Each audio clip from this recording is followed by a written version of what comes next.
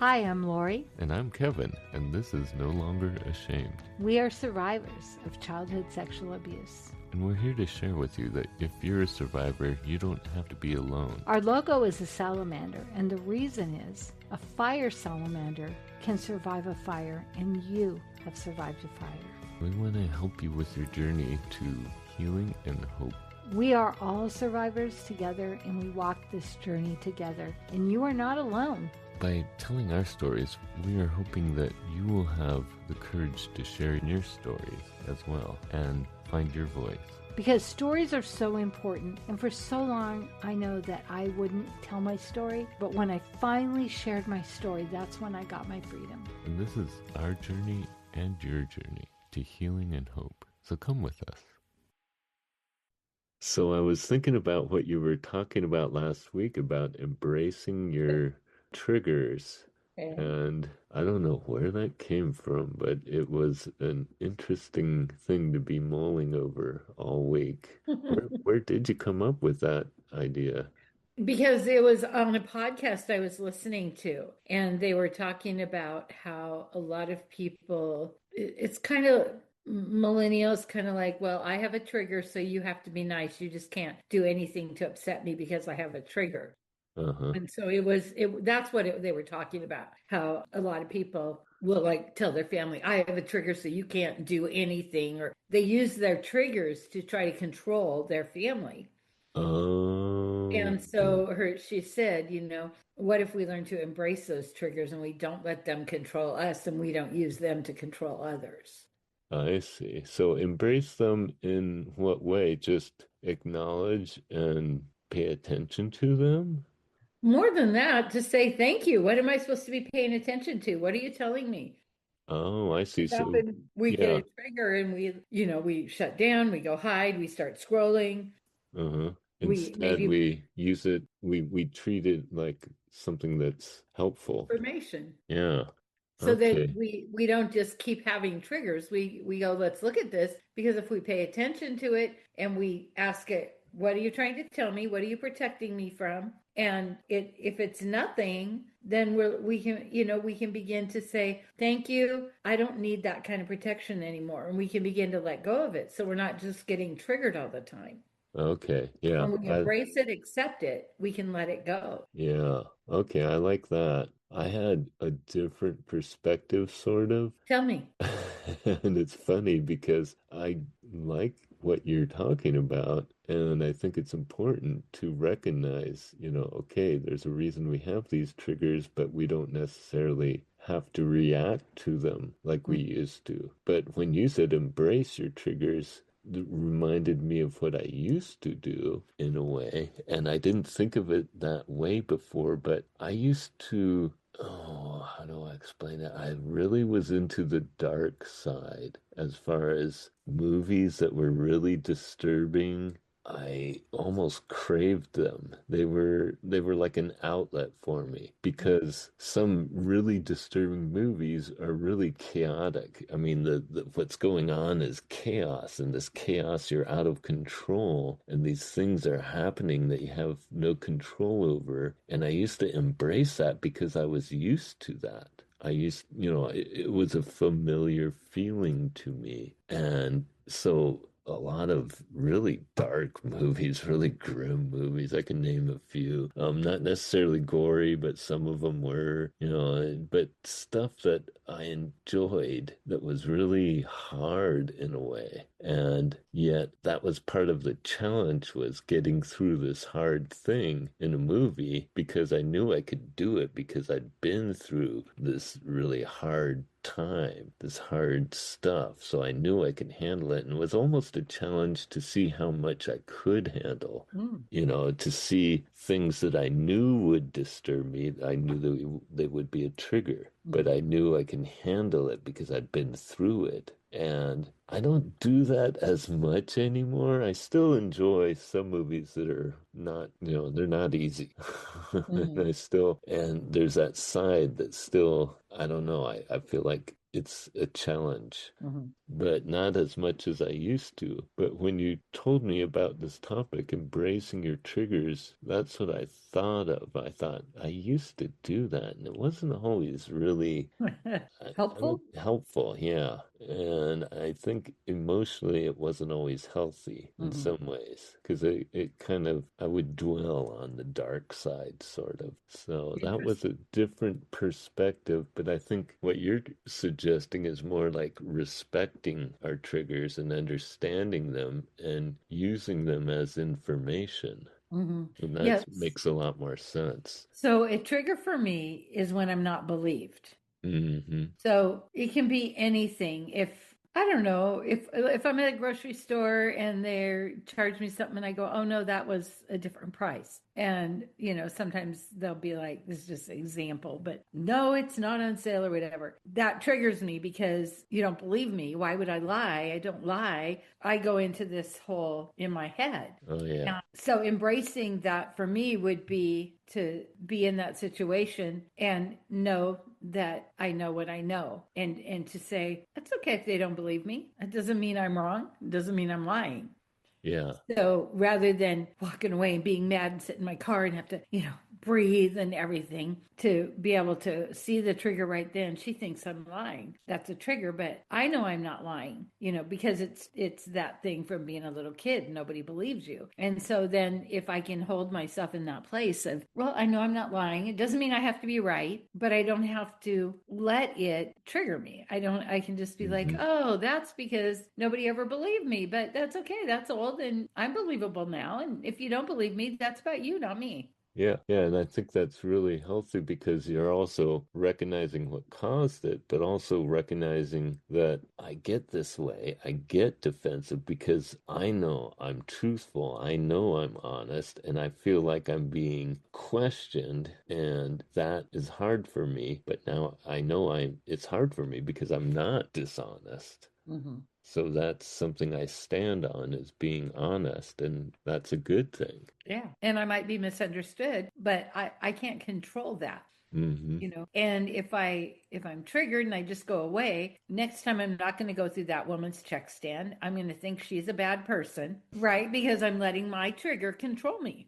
Yeah, yeah, She didn't believe me. I got triggered because she didn't believe me. It's about her. But when I make it about me, oh, and I can accept what that is, know that, yeah, it's about her because she's not questioning me. She's like, oh, I didn't know it was on sale. Like it's a whole thing that often a trigger isn't even about the two people that are having the yeah. conversation. Yeah. Yeah, well, and yeah, sometimes we're triggered even though they might not be questioning you because they think you're dishonest. They're just Right. not sure about it, but you Right. feel like it. So it's getting to the root of your feelings, why you're feeling that way. What is the trigger and what is and that's helpful because then you're understanding more of why these things bug you. And Mhm. so they won't bug you so much in the future because you'll understand it. You'll be like, okay, I think she doesn't believe me, but that isn't necessarily true. And it doesn't matter because I know I'm not lying.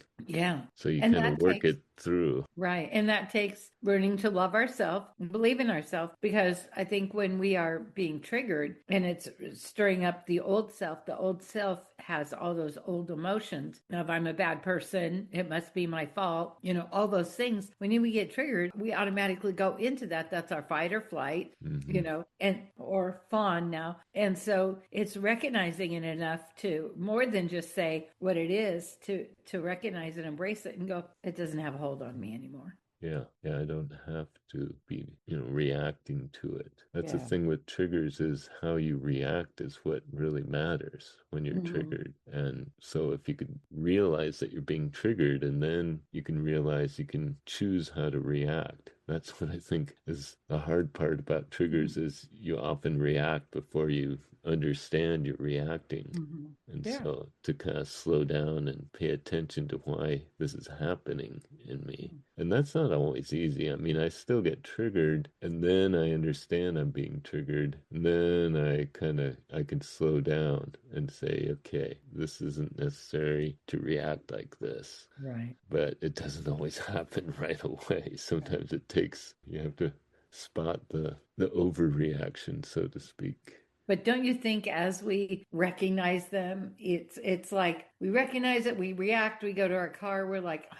Then we recognize it, react, and we get to the door and we're like, oh. Then we get triggered, we react, and we go, oh, I'm sorry. Like we Yeah. recognize it a little sooner Yeah. until we get to the point where we can recognize it and not react. Yeah, as it's happening. Yeah, yeah. And that is happening. Yeah, I definitely see that happening more and more. I'm not always on top because I'm still learning all the various triggers, but I've recognized most of them. And I also now often I recognize when I might be able to be triggered, when, I recognize when it's a possibility and I'm aware that, okay, I need to pay attention here because this might be hard for me. This might cause me to react and pay attention to that. Like if you have to be around family members that, you've had issues with or Uh-huh. whatever. Yeah. It's coming in there going, I could be triggered. Yeah. Yeah. And the thing too is often we'll react harder when we're tired, when we're hungry, when we're not taking care of ourselves. And that's why self-care is so important, because if we let ourselves get exhausted and tired, we're either going to take it out on our partner, or we're going to,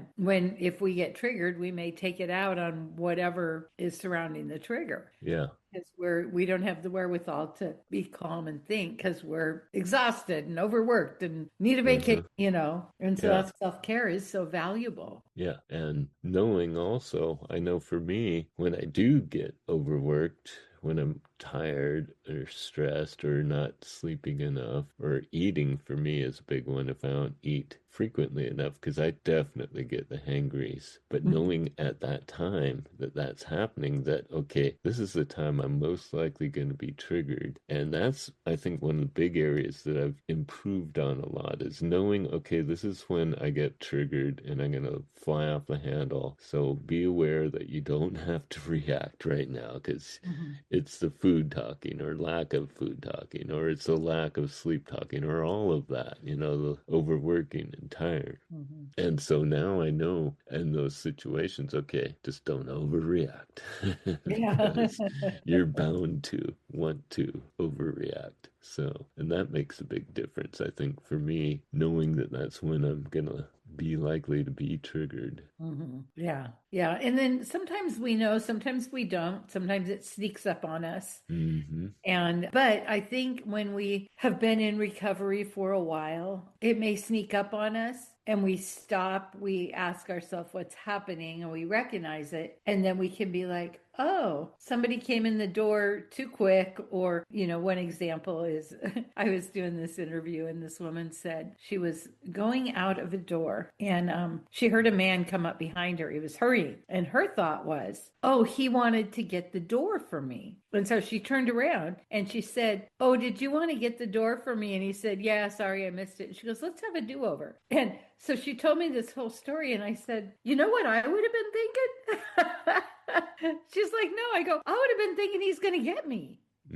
So again, we don't know, but so you hear somebody coming up behind you, and so I'll get triggered because they're moving too fast. I know something doesn't feel right. Doesn't mean that it's not, but then I can freak out and run, or I could assess. And then I can say to my senses, thank you for keeping alert. Thank you for your diligence. We're going to let this one go. And we can embrace it versus, it scared me. Yeah. Yeah. It's all how you react to your trigger. Is it what matters? And it validates. If we get triggered and we're upset, we're like, see, it validates. Yeah, we've been through something. But when we're doing the work, we know we've been through something. So we don't need that validation. We know, we believe ourselves. We found our community that believes us, and we don't need that extra validation. Yeah, but it's good to acknowledge. Yeah. I know for me, sometimes hyper awareness is really helpful. I mean, there are times when it's been really useful. This hyper diligence. Also exhausting. Yeah, it can be, but the hyper diligence can be really helpful in some ways, being aware, but you can also kind of learn to turn it off when it's not needed. So it's a matter of, okay, I'm being hyper diligent here. Is this a situation I need to be hyper diligent in? And you're going, maybe not so much. I can tune it down a little because, Mm-hmm. yeah, there's times when it just happens. I'm all of a sudden diligent and it feels like you're holding your breath the whole time or something. And there's this tension. And I don't always recognize what causes it at the time, but you can think about and think, is this really something that's going on or I need to pay attention to? And if it's not, then it's like, okay, well, maybe I can calm down a little. Yeah, but that's the first step is being aware, recognizing it for what it is. And, I'm not saying we're responsible. I'm not saying like if we freak out or whatever, we're going to do that. But as we become more aware, as we get more help, as we recognize, then we become more aware. And it's kind of like the stages almost, where you get to that place where, and for me, a lot of times it happens when I'm in a place I'm not used to. Like maybe I go to a meeting somewhere that I've not been before. So I'm going to be on high alert. I'm going to be hyper vigilant, but also recognizing what's normal, what's not normal, and trusting that instinct. Yeah. Yeah. There are times I think that knowing that I'm going to be in a different situation and knowing that this might be difficult, but even then it's when it comes out of the blue that is generally when it's difficult. Yeah. Because right now I'm more aware of when it's going to be likely to trigger me, and I think that's part of embracing the trigger is also learning, more about your triggers, so you basically understand them when you're going to have them in the situations, so they're not always taking you by surprise. Yeah, and maybe there's different kinds, maybe that's something that we could explore a little is there's the trigger that we know when we go into a certain situation or, maybe if you're antisocial and you have to go to a wedding or a funeral, so there's those times where we know we might get triggered, but there's also the times where in the peripheral, this is what I think, and this is what happened to me, in the peripheral vision, I was going to my car and I saw something and it was no danger to me. It was two little kids, but my brain went, oh, those kids are being kidnapped. Yeah. Because I'd witnessed that. And it was the way they were dressed. And so my mind recognized it before my eyes saw it. So I didn't know what was happening. But I knew enough to go, what is, and I got in my car. That's where I was headed to my car. I got in my car and I looked around and I saw those two little kids and I went, they were safe. Their mom was there. There was no danger anywhere. But because it was caught in my peripheral, my brain went, danger, danger. Something's going to happen to those kids. Yeah. Yeah. And I get it with smells a lot of times. Yeah. Those are the ones that sneak up on me. And sometimes I won't even know I'm being triggered, except all of a sudden I'm really angry or really anxious. And it just builds up suddenly. And I'm not sure why. It's just like all of a sudden I'm losing control and I'm getting anxious or angry. And it's happened to me where it took me a while. And then I recognized it was just the odor that I was, experiencing was just, causing me to lose it. And I had to, until I figured it out, it was really upsetting because I didn't know why all of a sudden. And that's part of embracing our triggers, I like, because when you do recognize it, you can go, oh, that's why. And then realize, okay, there's a reason this is happening. And I accept it, I understand it, but it doesn't have to cause me to react. And then, in the future, when that happens, that smell that hits you, it is quicker. Your response to the reaction is quicker because all of a sudden, because the first few times I had no idea why I was reacting. Yeah. It's like, what is happening? Or you feel mad or upset and you don't even know why. You're like, or anxious. Like that would happen to me. I'd be on the bus going to work and everything was fine. And all of a sudden I'd feel so anxious and I was like, what is happening? What am I forgetting? And it just would overcome me. And then as I learned about triggers, I started to understand, oh, maybe there was a smell. Maybe there was something I saw, but I would breathe my way through it. Or I don't know if you've heard of EFT. I would do some tapping to get myself back, because I'm on a public bus. But it took me a while to recognize that I wasn't just having an anxiety. It was probably something that triggered me. Or maybe I hear a mom yelling at her kid, which, triggers me. And so then, as I began to recognize them, I could be like, okay. So, yeah, it's funny. I interpreted it completely differently when you talked about embracing your triggers. I was like, no, I don't want to dive down deep into all my triggers right now. I was thinking more like, how people get over their Exposure anxiety. therapy, Yeah, like exposure therapy with getting like over spider. phobias. Yeah. Yeah. And I'm thinking, well, I tried that for a while. I kind of embraced my triggers and Trigger went into therapy. the dark side, and all it did was make me, I don't know, more callous to them, but at the same time, it didn't help me with my triggers.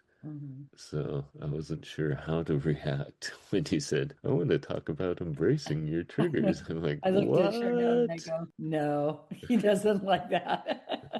I wasn't sure about it, but this makes a lot more sense because I think we've both gotten a lot of experience doing this, and it's changed how we react in situations in a lot of ways. It's just made it a lot easier to deal with them. Yeah. So for the longest time, when I would go to a restaurant, I'd always face the door. I didn't even know I was doing that. But then I read somewhere that survivors will do that so that they can monitor what's happening. And so once I recognized that, I remember I was having coffee with a friend. She was a coach and she was talking to me, and I must have been every time the door, and she goes, hey, and she put her two fingers like, look at me, look at my eyes. And I recognized how much that hypervigilance was affecting relationships and my focus. And so I started sitting with my back to the door because I knew that I was safe, I'd be okay, and then I could actually pay attention to the person I was having coffee or lunch with. Yeah, I can do that sometimes. It's still hard for me when I go to places I want to be facing, and I prefer to have a wall behind me. It's like if I had my ideal spot in the restaurant, it'd be the back corner with a wall behind me so I can see everything in the.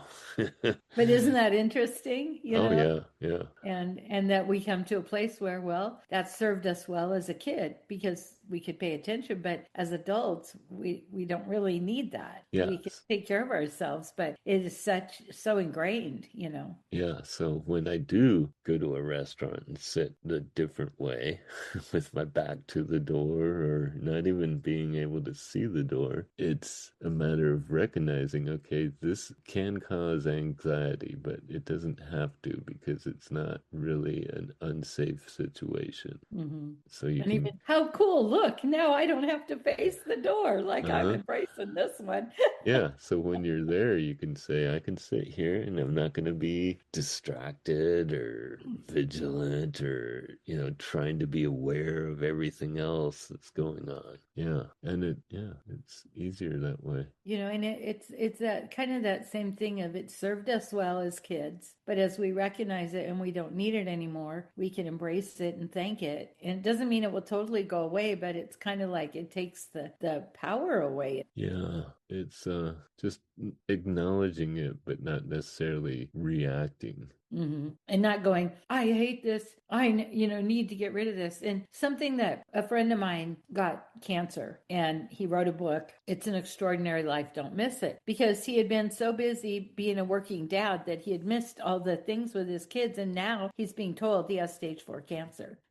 Stage 3, actually. And the good news is he didn't die. But what he said was, everyone's like, you got to fight cancer. And he said, I'm not fighting it. I'm embracing it. I'm going to take it out to dinner and buy it a steak.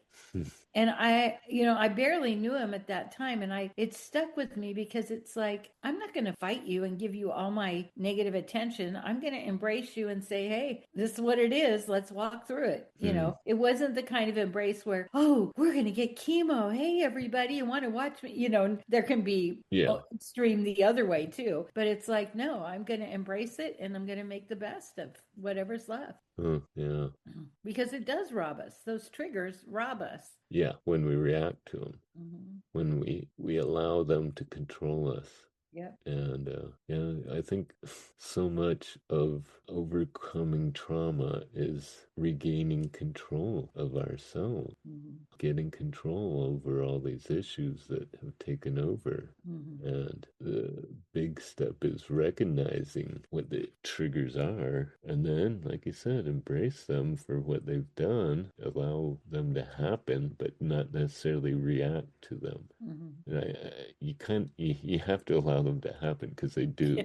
You don't Don't have a have any choice control. Yeah. generally. Yeah. But when they do happen, don't act like it's, something that's wrong with me. Right. Rather recognize why it's happening. And yeah, embrace the fact that, you can react to them in a different way than you used to. And like, the situation I mentioned in the grocery store. So what if it was a family member and they're like, no, it didn't happen that way. And then you're triggered because you're not being believed when, you said something in your mind was truthful. If we get triggered, we kind of retreat. But if we can embrace it, we might be able to have a conversation and say, I know you didn't mean this, but when you said that, I felt like you didn't believe me. I just want you to know that's why I sort of tried to stop the conversation. But now they recognize that we can have this conversation. It's not about being right or wrong, but it's like sometimes things like this happen with people that we love and we feel attacked, and that's not what they're doing, but it's the trigger. Yeah, well, and that's the hard part is when we want to react, understanding why we want to react, because it's so easy to just react. Mm-hmm. But once you start to begin to understand why you're reacting, then you can control. Mm-hmm. So, yeah, so much of it is about getting control back. And I think, yeah, for so many of us, we had no control. And that's why Right. it's so hard to feel like you have control over anything, but you do. Yeah. You can control how you react. Mm-hmm. It takes work. Yeah.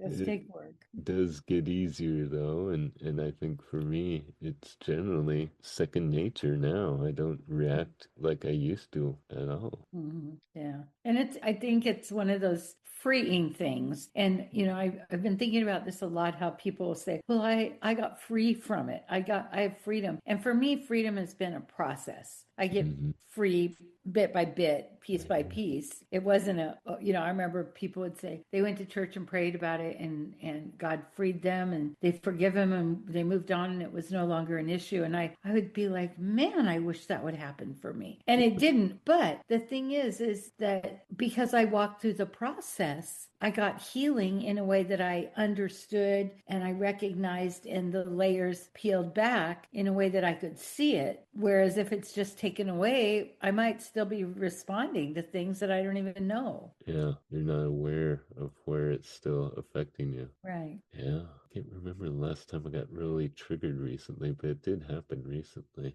Don't remember when. It wasn't the whole when they were fixing your bathroom. Oh, that was the last big time. Yeah, that was definitely a trigger that came out of nowhere. Hmm. But now that we've talked about it, it's like we can pay attention to it and share instances. But again, it gives us the way to actually stay in relationships and to not be upset and storming out and protecting those triggers, over people. Yeah, I think that's the thing. When you're not aware of your triggers, you're enabling them, and they can cause you to do things that you really don't need to, but Right. can cause problems. Yeah. And there's things like sometimes it's like you said, a smell, sometimes it's a color. So imagine that it's a color, and then you say to everyone in your house, we can never have yellow anywhere in the house. Nobody can wear, but this happens. And people are like, that triggers me. So everyone around me, you all have to do these things, So I'll never be triggered because I can't handle it. Mm-hmm. So in a way, this also allows you to understand and handle your triggers by embracing them in that way. Yeah. And, too, in families, sometimes people will say things that will trigger you on purpose because they're mad, they want to hurt you. So one of the things is, you're just like your mother or you're just like your father. And, it's like if somebody says that to you, you can be mad at them and maybe they're trying to hurt you, or you can take the high road and be like, okay, I know I'm not just like my mother. Maybe I look like her and they're just trying to hurt me. So I'm just going to not let this send me into a tailspin where I can't function for a week. Yeah, because it can. Yeah. Yeah. Especially when it's specifically hurtful. Yeah, there's a lot going on with triggers that we're not aware of at the time. Yeah. But I think, like you said, is the first step is just being aware, knowing what they are, and then you take the next step. And all of a sudden one day you're going to go, I just went to the grocery store. I ran into someone that looked just like someone and it didn't even faze me. Like, you know what I mean? It's like, oh, I've overcome that now. Yeah, well, I like that better than what I thought originally. I was thinking, that shock therapy, or not shock therapy, but, Well, thank you for giving me the chance to explain what it was. I was picturing, dealing with phobias by overcoming them by exposing yourself to them. And I know when I brought it up, I looked at your face and then I was like, yeah. It's like triggers. I'm not a fan of triggers. You know that. When you think of that saying, trigger happy, where you're pulling the trigger too soon, overreacting, it's kind of the same thing, Yeah. Well, this is a good time to wrap it up and say a prayer. So that's it for today.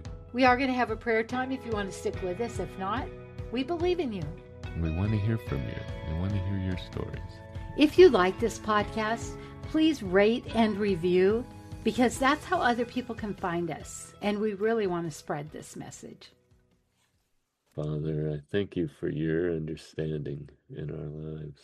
You embrace us the way we are, even when we're not understanding ourselves and what makes us lose control. Lord, I just pray that you would help us to want to gain control and also gain understanding of what triggers us, what causes us to lose control, what causes us to react, that we wouldn't be afraid of it, that we would want to understand it, Lord. And I just pray that you would be embracing those that are listening that might need help with triggers, might be afraid of their triggers, not want to confront them, and that they would find a way to be able to learn about them in a safe manner and learn why they're being triggered, but also learn how to understand and recognize the triggers so they're not controlling them. And I pray for your wisdom in our lives, Lord. In your name I pray. And Father, I thank you for your graciousness that you gave us ways to protect ourselves, and even the hypervigilance. It was a way for us to stay safe when we were so small and so out of control. And as we get well, Lord, and we release those things, that we can thank you that you gave it to us, that it served us well, but that we no longer need it. And I just thank you for the way you've created our human body, that we can forgive, that we can go through so much, and we're so resilient. And we wish that bad things didn't happen, but we know that that's just the way this world is. And so I thank you that there is hope and healing, and thank you that we can come to you for that. In your Son's holy name, amen. Amen.